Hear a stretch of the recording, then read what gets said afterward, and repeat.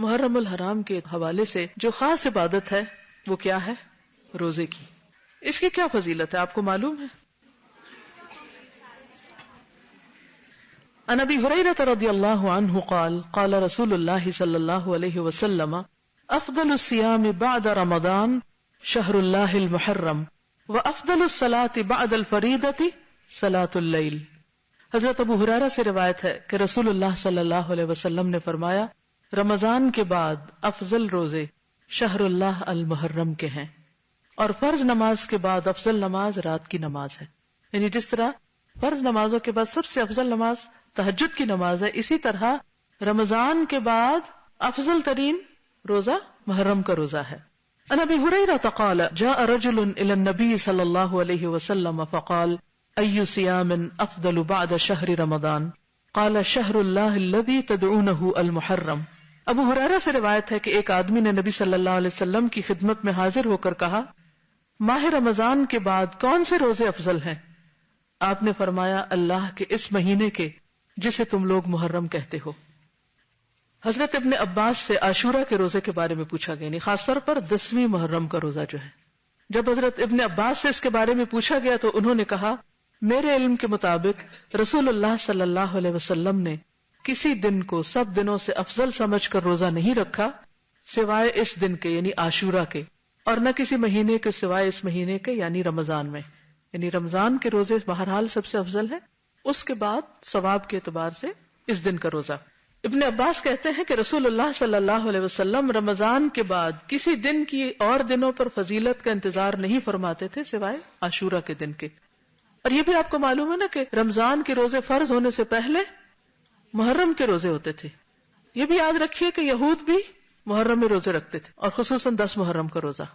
اور اسی طرح دور جاہلیت میں قریش بھی محرم کو روزہ رکھا کرتے تھے. اور عاشورہ کا روزہ اتنا اہم ہے، یعنی 10ویں محرم کا، اور اس کا تعلق بھی واقع کربلا سے نہیں ہے، یہ اس سے پہلے کا روزہ ہے کہ بچوں کو بھی روزہ رکھواتے تھے.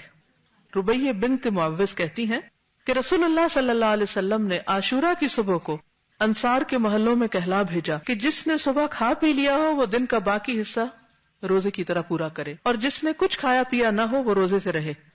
وہ کہتی ہے کہ پھر بعد میں بھی اس دن روزہ رکھتے اور اپنے بچوں کو بھی رکھواتے. انہیں ہم اون کے کھلونے دے کر بہلاتے، جیسے گڑیا وغیرہ ہوتے ہیں نا ہم کپڑے کے بناتے ہیں، تو وہ اون کے کچھ کھلونے وغیرہ بنا کے وہ بچوں کو دیتے کہ اس سے کھیلیں، اور ان کو بہلائے رکھتے. جب کوئی کھانے کے لیے روتا تو وہی دیتے یہاں تک کہ افطار کا وقت آ جاتا.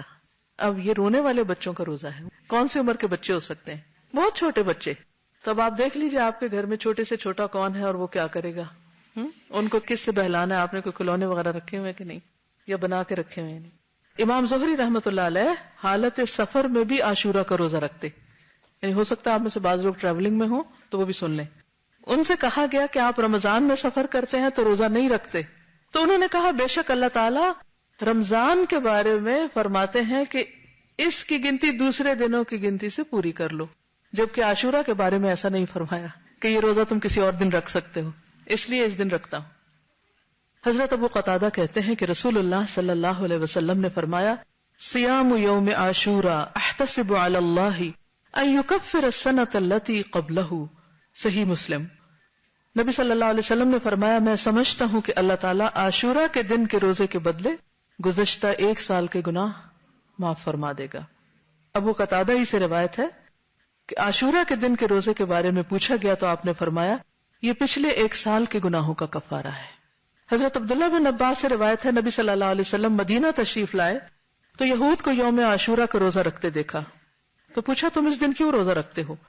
انہوں نے جواب دیا یہ عظمت والا دن ہے، اس دن اللہ تعالیٰ نے حضرت موسیٰ اور ان کی قوم کو نجات دی تھی اور فرعون اور اس کی قوم کو غرق کر دیا، تو حضرت موسیٰ نے بطور شکر اس دن کا روزہ رکھا، تو اس لیے ہم بھی یہ روزہ رکھتے ہیں. تو آپ نے فرمایا موسیٰ علیہ السلام سے تمہاری نسبت ہم زیادہ قریب ہیں، یعنی ہم زیادہ ان کو فالو کرتے ہیں، اس لیے نبی صلی اللہ علیہ وسلم نے خود بھی روزہ رکھا اور صحابہ کرام کو بھی روزے کا حکم دیا. لیکن یہود کی مشابہت سے بچنے کے لیے آپ نے 10 کے ساتھ 9 محرم کے روزے کو ملانے کی خواہش کا اظہار کیا. حضرت عبداللہ بن عباس سے روایت ہے کہ رسول اللہ صلی اللہ علیہ وسلم نے عاشورہ کا روزہ رکھا اور لوگوں کو بھی اس کے رکھنے کا حکم دیا.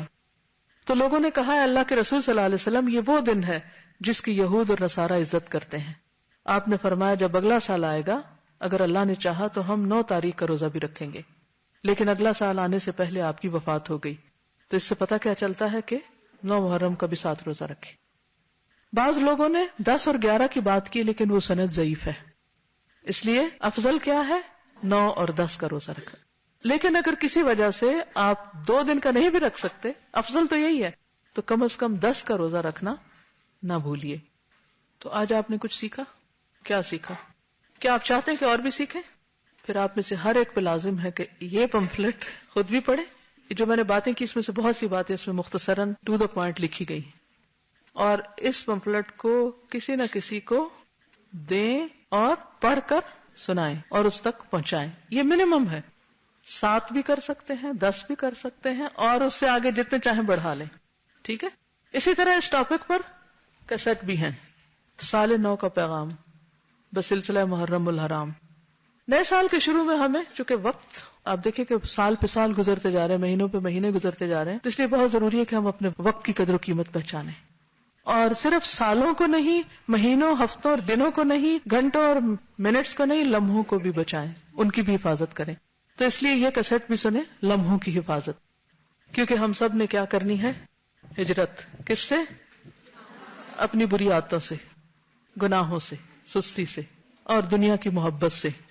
صرف جسمانی ہجرت نہیں، مائگریشن آف ہارٹ بھی ضروری ہے. ٹھیک ہے. دل بدلے گا تو زندگی بدلے گی.